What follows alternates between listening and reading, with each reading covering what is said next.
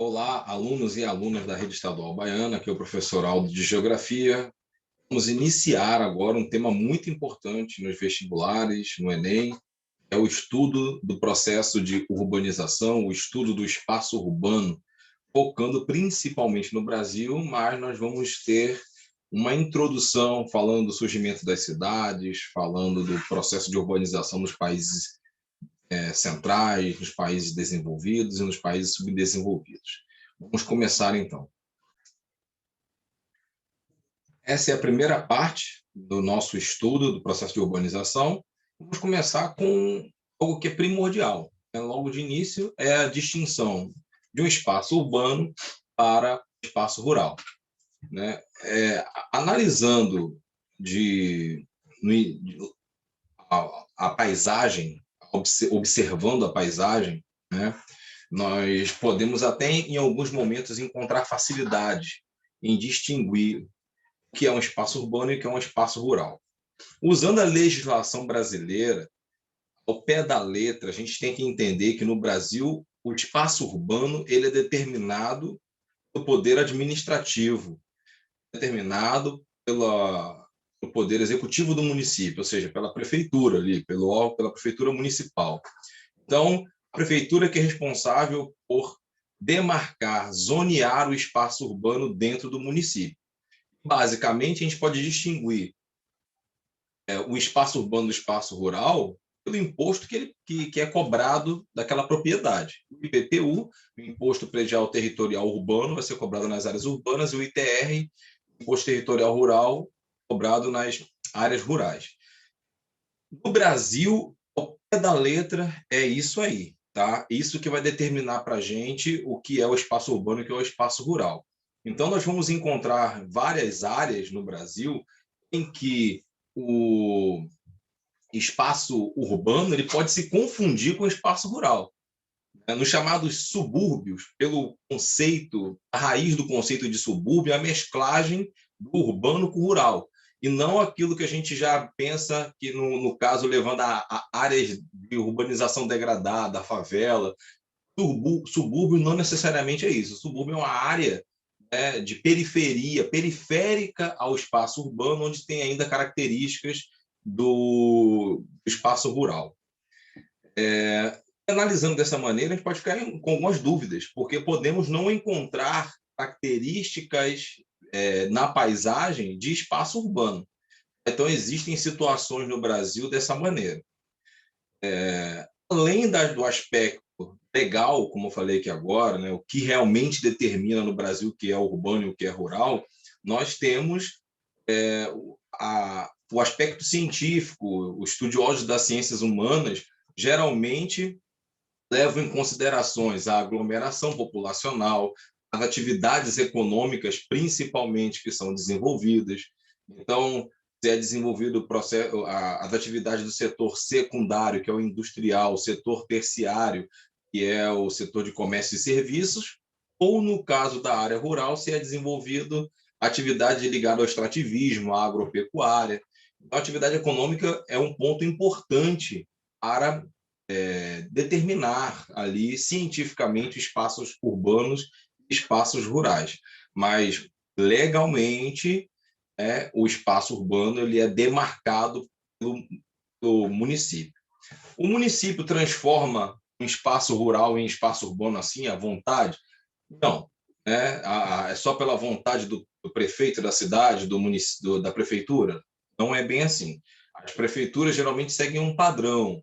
Então, a partir primeiro,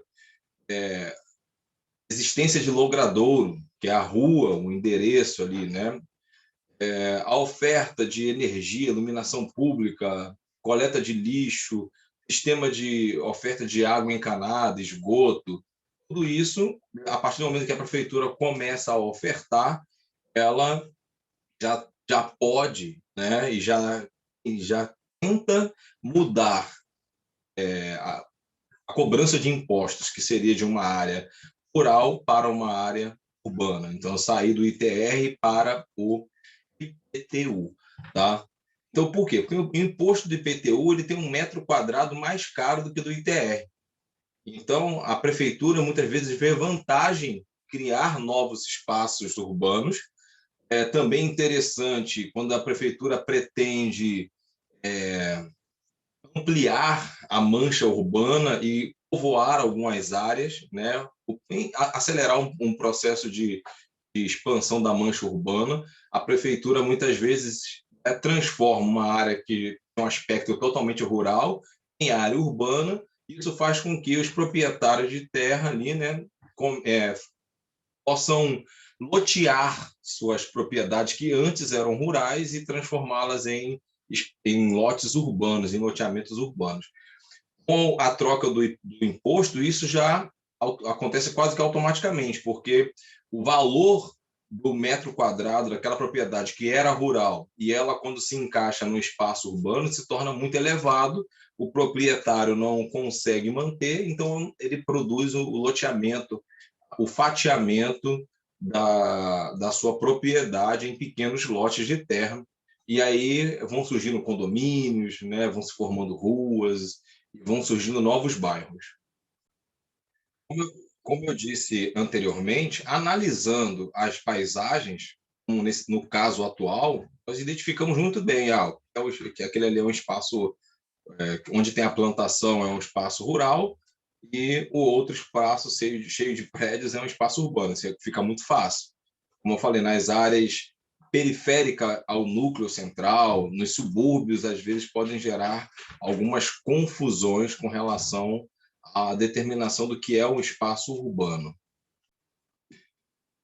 Tratando um conceito mais científico, eu gosto muito do conceito de Roberto Lobato Correia, que coloca o espaço urbano como um espaço fragmentado e articulado, reflexo e condicionante social, junto de símbolos e campo de lutas. Então, a partir desse conceito, a gente pode compreender também, de forma mais aprofundada, o espaço urbano. Ele é fragmentado e articulado porque ele é fragmentado em zoneamentos, bairros residenciais, bairros industriais, bairros comerciais, e ainda assim, né, em subúrbio, em zona nobre, né, zona de maior poder aquisitivo, o espaço ele é segregado. Esse espaço é segregado e também articulado pela infraestrutura, pela capacidade que esse espaço vai ter de proporcionar uma mobilidade, né, da população, levando de áreas mais distantes da periferia até o núcleo central, onde, de repente, vão se desenvolver as principais atividades econômicas, vão ser ofertados mais empregos. Então, ele é fragmentado e articulado a partir dessa infraestrutura de transportes, através dos meios de comunicação. É um reflexo e condicionante social, ou seja, o espaço urbano ele tem essa capacidade de ser reflexo, óbvio, né, das necessidades, atender os anseios da sociedade que vive nele, mas as modificações e as intervenções humanas naquele espaço, elas reverberam no futuro ainda, né, gerando novas alterações nas próprias relações sociais. Imaginemos que a criação de um shopping center num bairro que era só residencial e, de repente, tinha um campo de futebol vazio ali no meio daquele bairro e ali resolve erguer um shopping center. Erguem-se aquele shopping. Posteriormente à construção do shopping, a vida daquela sociedade que vivia próximo àquele terreno que antes era só um campo de futebol e depois deu espaço a um shopping center, vai ser modificada. O trânsito vai aumentar, o fluxo de pessoas, né? É uma área que também vai ofertar emprego, de repente, aquela população que vivia ali tinha que se deslocar para outros bairros para poder conseguir trabalhar, não necessariamente vai precisar mais, né? Você pode gerar empregos naquela região do shopping. Vai haver alterações que, no decorrer do tempo, por exemplo, valorização de imóveis, né? Valorização dos espaços ao entorno daquele shopping center. Então, o ser humano, a sociedade, intervém no espaço, construindo ali um shopping center, que é a representação da materialidade, né, das relações sociais, e aquele espaço material construído também vai gerar efeitos num futuro próximo e também num futuro um pouco mais distante. Então, é bem interessante de analisar que o espaço urbano ele é reflexo da sociedade e também é condicionante de relações sociais. O Lobato Corrêa também fala para a gente o conjunto de símbolos. O que são esses símbolos? As imagens abaixo, aqui nós podemos ver no município de Porto Seguro, a estátua, por exemplo, de Dom Pedro. Né? Porto Seguro tem toda uma relação histórica, né, com o processo de colonização do Brasil. Então, é uma cidade que é recheada de estátuas, de símbolos que representam e que marcam essa história. Nós temos na outra imagem a representação, aqui na praia de Coroa Vermelha, é bem próximo ao município de Porto Seguro, da representação da realização da primeira missa. Aqui na imagem exatamente embaixo do meu quadrado, aqui de onde estou falando, nós temos a representação dos orixás, né, sobre as águas, aqui em Salvador, então, que é uma cidade também que tem uma representatividade da cultura afro muito forte, então isso vai ser representado em símbolos que vão recheando o espaço urbano.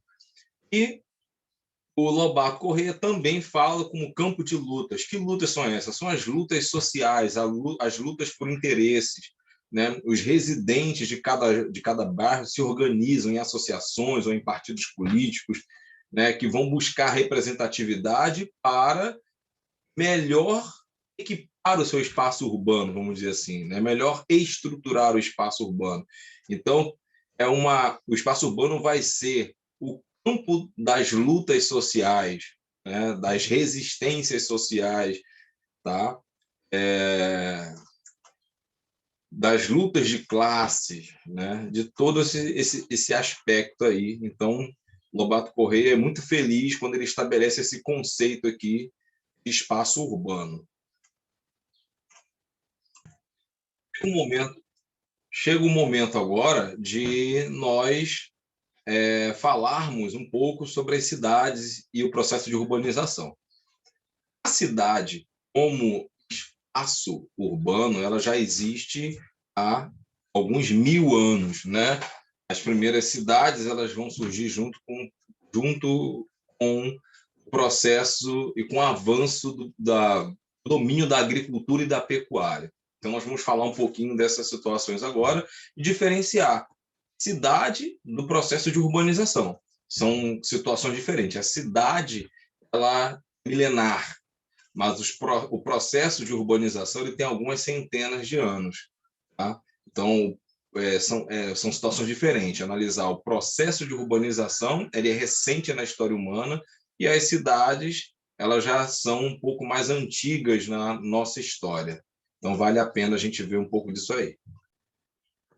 Então, as primeiras cidades, as primeiras comunidades e aldeias que vão se formar à margem de rios importantes e seguindo esse processo histórico que eu acabei de citar do avanço da agricultura. Então, a partir da capacidade da sociedade, do ser humano, de domesticar espécies, animais e vegetais, o ser humano vai poder se fixar. Então, as primeiras cidades vão se formar numa região e no estudo histórico da agricultura também vai ser responsável pelo marco do surgimento da agricultura, que é o crescente fértil. A região próxima ao Vale do Rio Nilo, a região da Mesopotâmia, entre o Rio Tigres e Eufrates, tá? Do Vale do Rio Indo, também na Ásia, né? Nas margens dos rios Huanghe e Yangtze também vão surgir aí as primeiras aldeias, as primeiras cidades, tá? Que nós conhecemos na história humana. Aqui nós vamos ter o mapa dessa região, né? Só para que vocês possam entender os mapas. Em branco são as partes continentais Em cinza são as massas d'água, o Mar Mediterrâneo, o Mar Vermelho e o Golfo Pérsico. Tá? Então, nós temos aqui na foz do rio Nilo e nas margens dos rios Nilo a civilização egípcia, aqui vão surgir algumas cidades. E a Mesopotâmia, né, com a civilização suméria, também vão surgir ali as primeiras cidades. Como eu tinha dito anteriormente, o processo de urbanização ele é recente na história humana. E o processo de urbanização ele não vai nascer junto com as cidades vão nascer, vão ter uma história milenar, vão nascer há mais ou menos 10 mil anos atrás. O que é o processo de urbanização? Ele é né, como o nome já diz, ele não foi um fenômeno estanque, ele foi um processo. E esse processo ele vai se dar a partir do momento em que a taxa de crescimento da população no espaço urbano vai superar a taxa de crescimento da população no espaço rural. Então, quando o ritmo de crescimento do espaço urbano acelera mais do que o rural, é que nós vamos dar o start nesse processo de urbanização. E esse processo está ligado diretamente à Revolução Industrial no século XVIII. Então, nos países centrais, os países mais desenvolvidos, aqueles que se industrializaram primeiro, o processo de urbanização também começou primeiro. E foi um processo lento, né? No século XVIII, nós tínhamos apenas 3%, né, da população mundial, né, vamos dizer, essa taxa de urbanização era apenas de 3%. Tá? Nós tínhamos apenas 3% da população mundial morando nas cidades. No século XIX, esse processo foi caminhando. Em 1900, né, 1900 já para 1901, em 1900 especificamente, né, o último ano do século XIX, nós só tínhamos o Reino Unido como um país urbano. O que é um país urbano? É um país cuja população, mais de 50% da população, está residindo no espaço urbano. Tá? Então, um país é considerado rural quando mais de 50% da população vive nos campos. Tá? Isso é interessante para a gente compreender aí. Somente no século XXI, agora já, né, recentemente, a partir dos anos 2008 para 2009, botando assim 2010, né, que o mundo se tornou urbano, ou seja, mais de 50% da população urbana passou a viver nas cidades.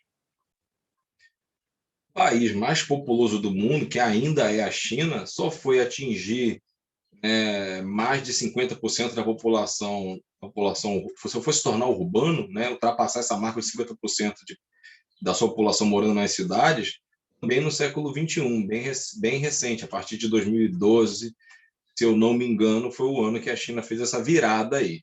Hoje a China tem 60% da população residindo nas cidades, mas ainda tem uma enorme população rural de 40%, levando-se em consideração que é um país que tem 1 bilhão quase 1 bilhão e 400 milhões de habitantes.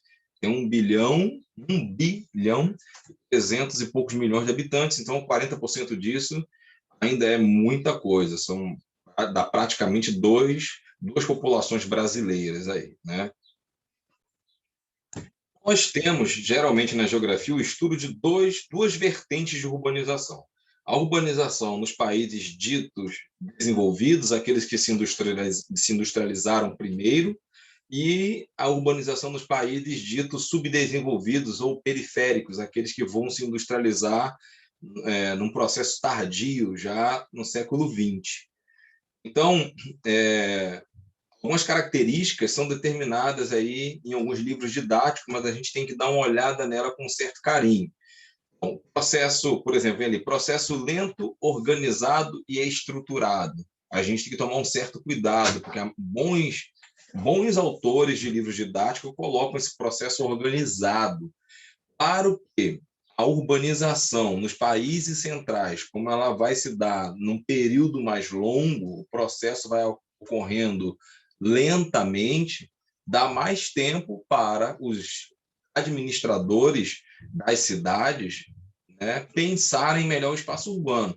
Mas quando a gente coloca um processo organizado e estruturado, dá a ideia de que era algo perfeito, e não eram. As cidades medievais, depois as cidades já no século XIX, como a foto que está aqui no século XVIII, na verdade, essa imagem que nós temos aqui, né, de uma cidade francesa, por exemplo, do centro da cidade, não, me desculpa, que é centro da cidade de Londres, né? O centro da cidade de Londres, aqui, né, de uma cidade inglesa, nós observamos o caos que reinava, né? As pessoas nas ruas, né, eram ruas escuras, as pessoas jogavam o esgoto, o lixo, os resíduos, né, dos banheiros pela janela. Quando cozinhavam também jogavam o resto de animais pela janela. Não tinham as cidades não eram um paraíso no século XIX, no século XVIII e século XIX, não. Elas vão evoluindo e organizando, mas, né, calma lá. Quando a gente coloca assim, organizar, a gente tem que entender que foi mais organizado do que os dos países subdesenvolvidos, mas não quer dizer que foi uma perfeição. Isso é importante a gente compreender aí. Então, deu, né, como eu falei, esse processo, por ser lento, é um processo que durou de 1740 até os dias atuais, nos países centrais, isso deu uma margem, uma possibilidade melhor para os administradores. A rede urbana, claro, que vai ser muito mais ampla e interligada. Entra aí também a ideia de que essas cidades cresceram junto com a industrialização e pegaram um momento em que a evolução do transporte dependia muito das ferrovias. Então, as cidades são mais interligadas por redes férreas, por trens, e torna mais rápido e melhor a integração desses espaços urbanos, né? Então, o processo de urbanização nessas cidades, né, como Londres, Paris, nesses países desenvolvidos, Berlim, eles vão ocorrer de forma pioneira, né, assim como deslancharam no processo de industrialização. As cidades europeias, né, vão ter um crescimento, os países centrais em geral, eles vão ter um crescimento acelerado a partir do século XVIII para XIX, né? Até a segunda metade do século XX, é importante entender que as maiores metrópoles do mundo estavam nos países ditos desenvolvidos, centrais, né? Países como o Japão, Estados Unidos e os países da Europa tinham as maiores metrópoles, tá? Apesar disso, os países europeus têm uma rede urbana interessante, porque é dominada por cidades médias e cidades pequenas. Eles têm as metrópoles, Paris, Berlim, Londres, mas tem uma ampla rede de cidades médias e de pequeno porte. Essa imagem ao lado já de Londres, né? Se eu não me engano, agora sim, aqui é Londres, no período do século XIX. A anterior era do século XVIII e aqui século XIX. Dá para a gente ver o aspecto também bem confuso, né? Bem caótico. Urbanização nos países subdesenvolvidos, ou conhecidos também como países periféricos e semiperiféricos. Essa urbanização, sim, vai ser completamente oposta ao processo de urbanização nos países centrais. Um processo bem mais recente, né, que vai datar, na maioria das vezes, após a Segunda Guerra Mundial, é quando a industrialização acelera nesses países e vai ocorrer num período muito curto. O Brasil, por exemplo, até 1960, tinha ainda a maior parte da população morando no campo. Esse processo vai virar exatamente no início da década de 1960, onde o Brasil vai fazer a virada da população do espaço, vai migrar do espaço rural para o espaço urbano e vai passar a crescer mais no espaço urbano. Então, num período de 50, 60 anos, o Brasil, por exemplo, concretizou o seu processo de urbanização. Tá? Coisa que os países desenvolvidos, os países centrais, levaram 200 anos, 250 anos para promover. Tá? O processo, como eu falei, de urbanização nesses países também está ligado ao processo de industrialização. Como a industrialização foi tardia, a urbanização também foi. Esse processo de urbanização acelerada levou ao que os cientistas chamam de macrocefalia urbana. O que seria isso? O inchaço urbano. Tá? Por quê? As cidades, como elas começaram a crescer, receber a população que vinha do campo, do êxodo rural, e começaram a crescer rapidamente, os administradores, se lá nos países desenvolvidos a coisa já não foi muito boa no processo de urbanização, no nosso foi muito mais caótico. É muito mais caótico, porque as cidades crescem num ritmo tão acelerado e os administradores não dão conta de planejar o espaço para atender às necessidades da sociedade como devia. Então, nós identificamos o inchaço urbano onde? Nos quilômetros, né, de congestionamento que são encontrados em cidades como São Paulo e Rio de Janeiro, no processo de favelização, nas favelas, né, que são aqueles cidadãos excluídos, né, que não conseguiram ter acesso ao espaço urbano legalizado, a falta de saneamento básico na maioria dos bairros, transportes superlotados, às vezes escassez de vaga no sistema de educação, caos na saúde pública. Então, a cidade inchada ela não consegue atender às necessidades da demanda social. Então, esse é um problema grave, né, do processo de urbanização nos países centrais para os países periféricos e semiperiféricos. Nós podemos listar algumas consequências, né? Já falei aqui do inchaço urbano, que inclusive vai nos oferecer melhor um diagnóstico do quanto essa cidade é inchada. Então, ampliação do emprego informal, então você observa muitos camelôs, ambulantes, né? Vendendo produtos nas ruas para sobreviver, aumento dos índices de violência, sistema público de saúde inchado, já tinha falado anteriormente, né, a favelização, tudo isso são consequências do inchaço urbano. E o motivo, os alunos têm muita dificuldade de entender consequência e motivo, e causa, consequência e causa. Né? A causa do inchaço urbano, processo de crescimento acelerado. Né? Aí nós temos que lembrar um pouquinho do processo no campo, que o campo também liberou muita mão de obra no processo de mecanização, da Revolução Verde, num período muito curto também. As pessoas foram em busca de tentar a vida nas cidades. No século XXI, já sai daquela situação do início do século XX, onde nós tínhamos as principais aglomerações urbanas dos países centrais. No século XXI, nós já vamos ter as principais aglomerações urbanas nos ditos países subdesenvolvidos, países em desenvolvimento, né? Ou países periféricos e semiperiféricos. Essa tabelinha, apesar de eu tirar de um livro que já está um pouco defasado, mas já dá para a gente ter ideia disso que eu falei agora. Né? Então, nós temos aqui, ó, no ano de as principais cidades, né? No ano de 2015, por exemplo, ó, Tóquio, 36 milhões de habitantes, cidade de país desenvolvido. A cidade do México já é de país subdesenvolvido, 20 milhões. São Paulo já vai para 20 milhões, também cidade de país desenvolvido. Mumbai, 22 milhões, também subdesenvolvido. Né? Delhi, Calcutá, Buenos Aires, Xangai, todas essas são cidades de países subdesenvolvidos, que se tornaram as maiores aglomerações urbanas do mundo. Apesar de Tóquio e Nova York ainda estarem como grandes, né, aglomerações urbanas no mundo. Nesse slide, a gente pode analisar a situação do Brasil como representante de um país subdesenvolvido ou ainda que se tornou em desenvolvimento. Mas quando o Brasil começou a sua urbanização, era um país subdesenvolvido. Então, nós tínhamos aqui a situação em 1940, a população urbana 31%, 1950, 36%. Que já começa, a partir de 1940, começou a nossa urbanização. Né? Já vê que teve um crescimento. 60, 45. Já em 70 já estava com 56%. Então, numa situação de algumas décadas, o Brasil deixou de ser, desculpa, um país de características rurais para se tornar um país urbano industrial. Foi um processo muito rápido.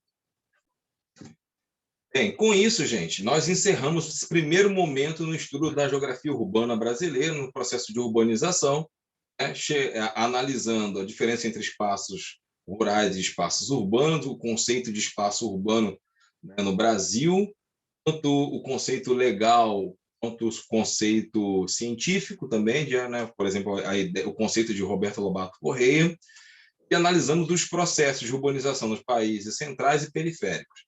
Nossa próxima aula, a gente vai trabalhar com rede urbana, né, e os conceitos de regiões metropolitanas no Brasil, né, ou seja, a hierarquia urbana no Brasil. Aqui, quem vos fala é o professor Aldo. Um abraço, deixa um like lá no vídeo, tá? Que possamos continuar o nosso trabalho. Um abraço a todos aí, até a próxima.